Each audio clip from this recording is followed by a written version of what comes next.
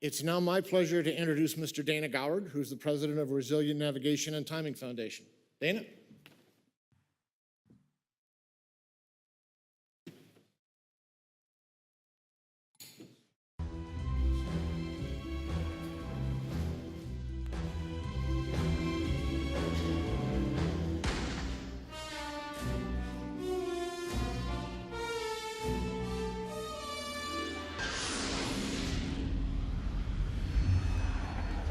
Sound the general alarm.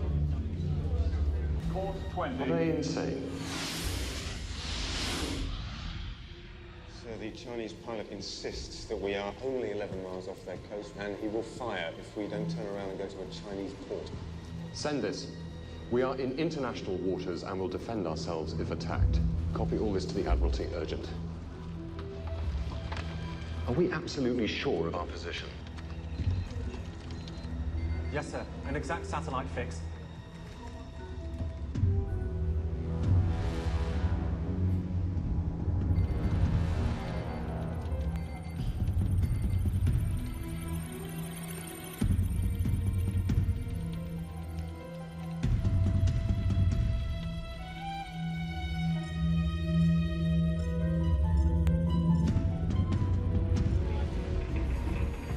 Switch to alternate supply.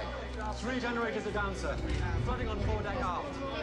So we're now down 14 degrees by the stern. Yeoman's center Admiralty have been torpedoed by Chinese MiGs, sinking. Give them our position. Right. Abandon ship.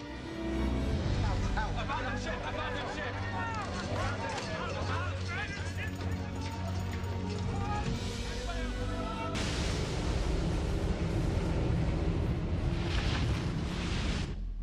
The last broadcast, sir. Mr. Gupta's little trick with the encoder worked. They gave their final position 70 miles from here. The British Navy will never find them.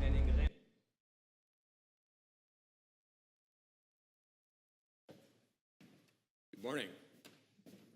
You can imagine my dismay when I was asked to explain to you what the government was thinking and going to do. I'm not sure the government knows what it's thinking is going to do, so I'm not sure how I could explain that to you. But I thought it would be a little bit easier if we talked about what the Russian government is thinking and what it's doing, because they're pretty overt about it. And I don't know how much you have been following the press, the kinds of things we've been talking about, but the Russian government is fairly contemptuous of GPS, and it regularly has been spoofing GPS positions. And in fact, we found last summer, as most of you know, over 600 vessels actually reporting their positions some distance inland at one of 3 different Russian airports. We've also found, and others have found as well, that if you're in downtown Moscow walking by the Kremlin, your GPS is likely as not going to report to you that you are at the Moscow airport, some 20 kilometers away. This is a picture of where many believe that the source of the disruption signal is coming, and it happens to be just across this little waterway from Vladimir Putin's helipad. Sorry? I'm sorry? You want me to talk closer to the mic? Okay, sorry about that. Of course, with all the spoofing, the Russians have not given up on jamming either. They're being very active in terms of their military exercises and engagements. And in fact, they like to demonstrate the fact that they can nail GPS very precisely without disturbing the signals of GLONASS, which are right next door. So, but in all fairness, Pat asked me to talk about what the United States government was doing and thinking, so I will give you my best shot from my perspective now, very much outside of the U.S. government, but on this particular issue, trying to pay as much attention as we can. Of course, we know all know about the problem and the wide range of challenges, and it stems from the fundamental issue that the GPS signal is just very, very weak, and it's open to everybody. It's the fact that it's an open signal that can be leveraged by everybody is one of its greatest assets, and it's also, of course, one of its greatest weaknesses. Not only is it a problem with jamming and accidental disruption, but as some of you know, in fact, I think some people here in the room were victims of the accidental spoofing in Ion last year, where some unsecured test equipment caused cell phones in the immediate vicinity on the show floor to either think that they were in Marseille, France instead of Portland, Oregon, or that it was 2014 instead of 2017. So very, very vulnerable, and it's a real problem. So what are we going to do about it? Well, our nonprofit echoes what the National P&T Advisory Board says in terms of our needs to protect, toughen, and augment GPS and GNSS signals generally. And so when we look at the government and what the government is doing, that's how we evaluate and assess the government's performance by these three criteria. So how do we see the government doing on these three criteria, and what do we see that they're doing? Well, certainly in terms of protecting the signal, in terms of ensuring that there are not authorized transmitters or unauthorized transmitters on the frequency, the government has somewhat of a mixed record. As Mr. Wolf from DHS pointed out, they have raised vulnerability awareness and put out some best practices. But certainly the adjacent band compatibility issue is still pending before the FCC, and we're not sure how that's going to go. And in terms of other things that the government has said it's going to do in terms of allowing non-US GNSS use within the United States, detecting interference, certainly reducing the capability of our adversaries, whether they be the delivery man or the national adversaries and terrorists, and certainly in terms of being able to enforce the existing laws against interference with signals. Not much action, and sometimes backsliding in those areas as well. How about toughening? I guess this is where the DHS best practices come in. There are and have been efforts to toughen receivers by the Department of Homeland Security. Certainly not any standards yet.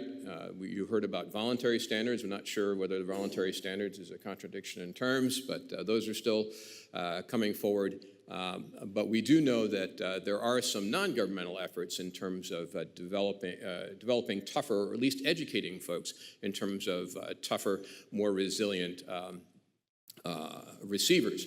More competent receivers. In fact, there's a flyer that Mark Weiss is going to hold up right now at each one of your places about a workshop that we in ADIS are sponsoring in April to identify the characteristics of competent receivers, what people really need, what they would like to have, what's available on the market, what could be available on the market, and figure out where we go from there. So the ultimate goal being to encourage and to educate folks and encourage them to use more competent receivers so that the users and the receivers are toughened against interference. And then the last bit, as everyone should know, is augment. And internationally, there are a number of places where augmentation systems exist. There are a number more that are not depicted on this chart that are being developed. One place that I can tell you right now that I did not put up here is that Iran has a terrestrial navigation and timing system. We haven't depicted it because we're not sure exactly the coverage area, but they have issued press releases that they have this capability, and it makes them independent of the sky, and they're very proud of that in their press releases. The United Kingdom is continuing to push forward, especially on the timing issue. In fact, you may have seen the economic impact report that was issued last year, and we expect a follow-on report to that one to be issued actually any day now. So what has the United States government done in terms of augmenting? Well, lots of talk and not a whole lot of action. Actually, just about the time that James Bond film was shown. That was 1997, by the way, so talk about prescient. 1997, the folks in the movies were talking about it. In 2017, the Russians were actually doing it openly and blatantly. But in 1997, the Presidential Advisory Panel said, you know, this GPS thing is great, but we shouldn't depend on it too much. So President Clinton ordered the Volpe Transportation Center to look into it. They issued a report in 2001.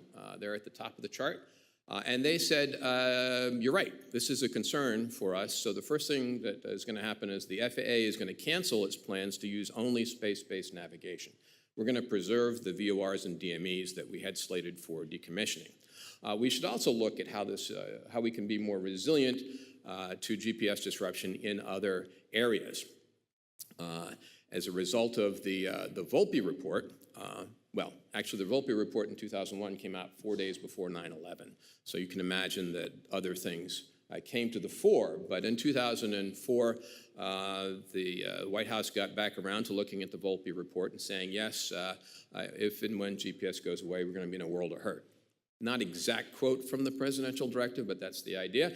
And it tasked the Department of Transportation to work with the Department of Homeland Security and go out and get a backup capability. So that was in 2004.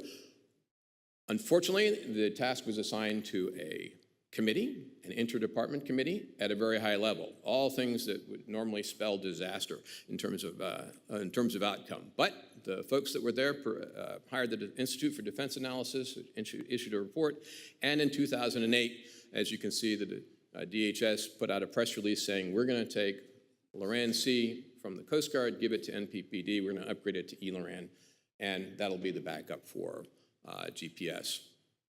Problem solved, victory was gained. This decision was reinforced by another Volpe report, and unfortunately, instead of, for a number of really bad bureaucratic reasons, instead of being transformed into eLORAN, LORAN-C was shut down, awaiting upgrade. Subsequent reports, the DHS National Risk Estimate reinforced the idea we needed a backup. We have to do something right away. Volpe Transportation System Center said that. DHS has had a wireless, precise eLORAN cooperative research and development agreement going on since 2012. And subsequent studies also showed that, yes, there's a problem. Yes, we need to get after it and do something, and decided, as you can see there in 2015, in a letter they sent to Congress, yeah, you're right, we're gonna build an eLORAN system. First an eLORAN timing system, and then we're gonna build it out for navigation as well. Volpe came out again in 2016, said that's the right answer, and as you heard, there's another report being developed looking at this problem again, by the Department of Transportation, Homeland Security, and Department of Defense. So what does this all mean? Well, it's appropriate we're here at the New York Stock Exchange because there's a great quote from our financial folks that past performance does not necessarily show future results, guarantee future results, right? So past performance would seem to be that, all talk, no action. We certainly hope that is not the case, although administrations, 3 of them now, seem to have had trouble coming to grip with it. So as a result of that, folks in Congress who are also very worried about this have begun to get fairly active. This is some of the most recent legislation that we have seen. Senator Markey and Senator Cruz, and people have regularly say to me, Markey and Cruz, how in the world did you get folks on extreme ends of this political spectrum to come together on that? And that's actually kind of a point of pride for us because this is not a partisan issue. This is a national security issue. It's a national economic issue. And they introduced this very bipartisan bill to get the Department of Transportation to live up to its tasking and have added a bit in there about making a public-private partnership. A method that we think is the most efficient, most effective, and the quickest way to get to a solution. Not have the government build it as a program, but simply say, we would like to subscribe to signals. Who will take our government infrastructure and provide us signals for a subscription fee?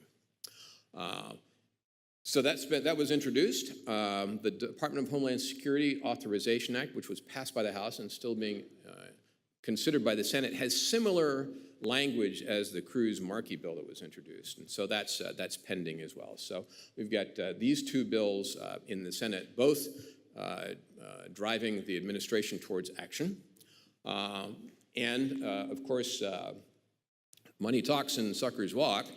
So it doesn't really help if you just it helps, but it's more effective if there's some money to back up the tasking. And as was mentioned, on the bottom there, the Defense Authorization Act for this year does have a resilience thing in it, authorizing the Department of Defense to use Galileo and QZSS in addition to GPS, which is good. That's a good resilience thing. But it also mandates a GPS backup technical demonstration to the tune of $10 million. And then on the top there, you see that in the Defense Appropriations Bill, there is $10 million that is waiting for approval in the Senate. There is $10 million set aside for this technical demonstration.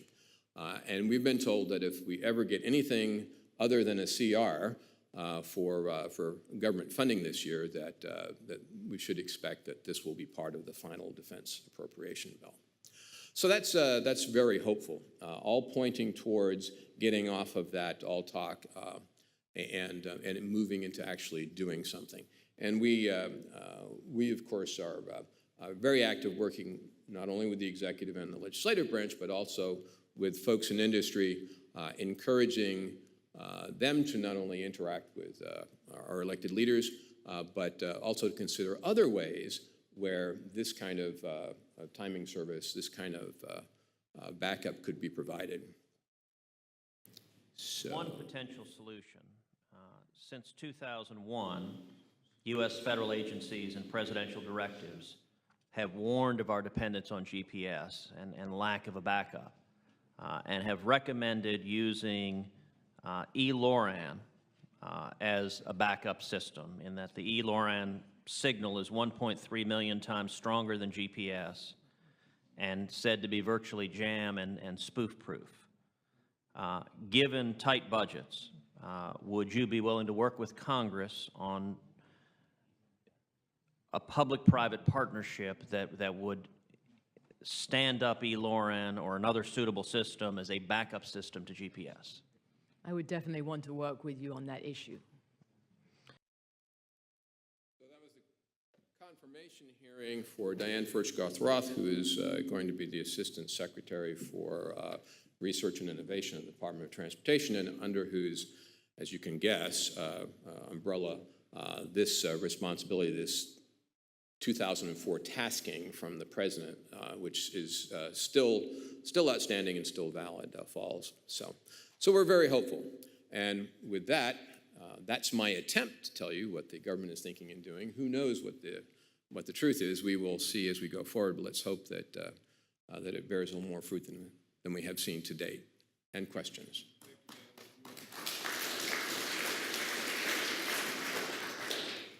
We are at the point where Monaco and Oriola are sponsoring.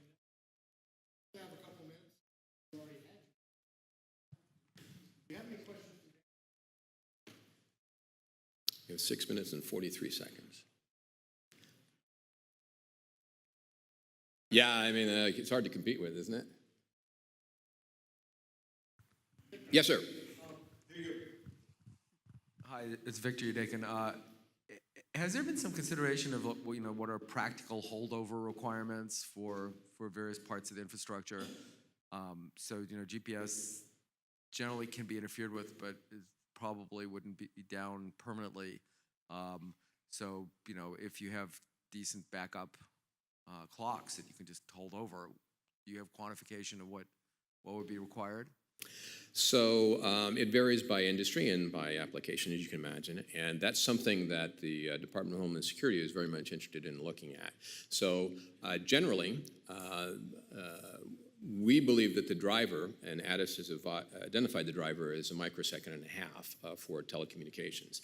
And we see, actually, I forget who mentioned it, but we see many ways as the telecommunications and the wireless network as being the underlying utility, certainly competing, if not being more important than the electrical grid, certainly competing with the electrical grid, because apparently networks are important, and if networks start to desynchronize and fall apart, then even the electrical grids conceivably could be impacted. So 1.5 microseconds is the target right now. Could be greater with 5G. greater, smaller, tighter requirement with 5G, but that's generally the issue. So but then, of course, that's the level of accuracy, precision you need to hold to.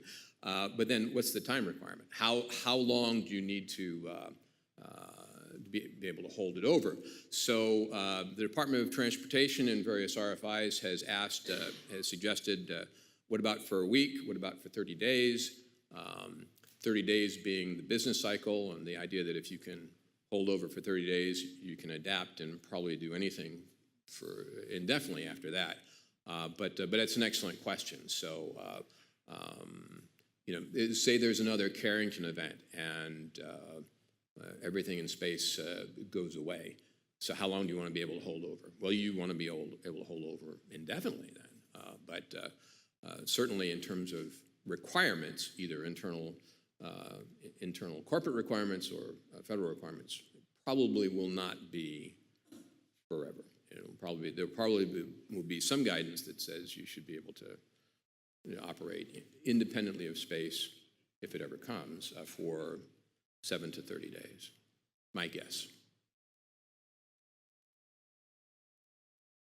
Sir. Oh, sorry. Right there. Yes. Okay. Okay, thank you. What puzzles me the most about the whole eLORAN backup question is the cost-benefit ratio of installing an eLORAN infrastructure. So if you compare the cost of operating an eLORAN station for a country like, for example, Germany, with the costs involved that you have to basically look at when you are installing a GNSS system like Galileo, in this case for the European Union, I wonder why anyone is actually holding back and not going for this pretty cheap backup system. And then I would like to hear your opinion on whether this is something that the government, in this case the US government, is aware of, that actually it's a pretty cost-effective thing to do, and it's not really anywhere in the ballpark of what you are spending on GPS, for example.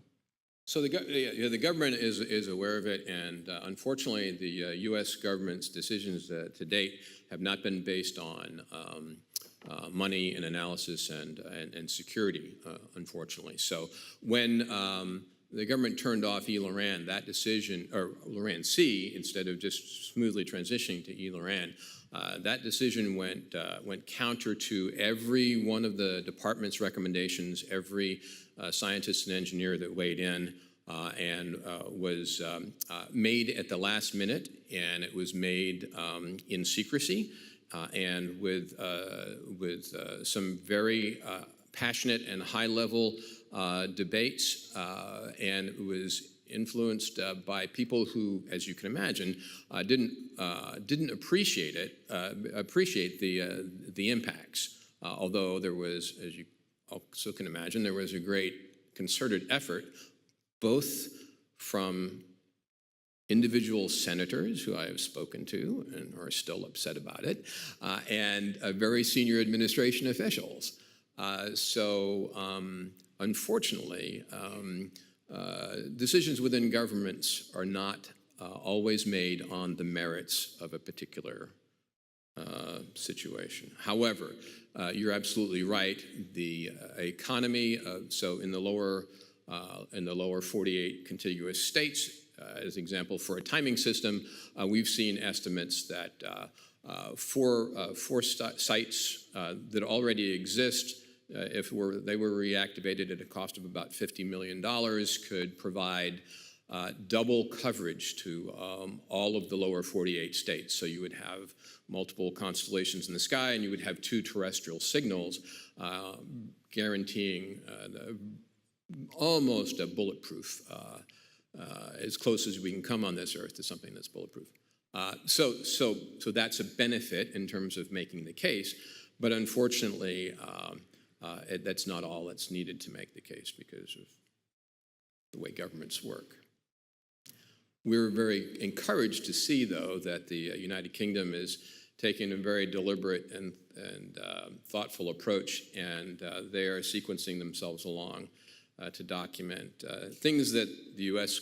has documented. Hopefully we'll all be able to act on the kinds of things that we know and have known for quite some time here in the not-too-distant future. See, I used to be a bureaucrat, so I can give these long, amorphous answers without really telling you anything. Thank you very much, Dana. Just wanted to ask, I mean, the requirement for alternative systems almost always defaults to the mobile user and the position and navigation piece, and so it ends up being some form of receiver.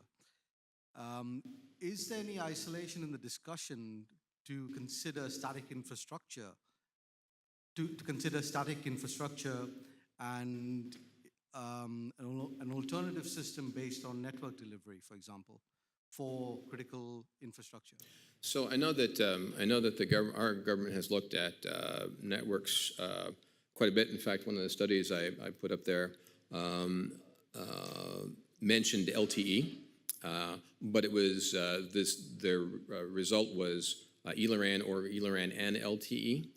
And the problem is, and in fact, one of our corporate members found us, our foundation, and became a corporate member because they had a system that required accurate time. And they were using GPS. And the lead engineer for that system said, well, I've got one, but I want my system to be resilient and work all the time. But every alternative time source, when he went to the network, when he went to whatever, eventually it tracked back to GPS, right? So he says, well, there's got to be something better. We have to have something that doesn't trace back to it. So they got involved with us. And yeah, so that's the challenge with the network. Yeah, you can get it. You can get signals of opportunity. And by the way, we advocate, we certainly support ELRAN because the government apparently supports ELRAN, and all the studies do. But we advocate not an either or, we advocate an and approach, because this is a sufficiently important space that you need to have as many and as many resilient sources as you can to ensure continuous operation. But yeah, right now, when you do the diagrams, you can get a digital TV broadcast. But digital TV broadcast in the United Kingdom has been disrupted 3 years in a row by problems with GPS, right? So using your digital TV broadcast as a backup for your GPS signal is not really, viable. So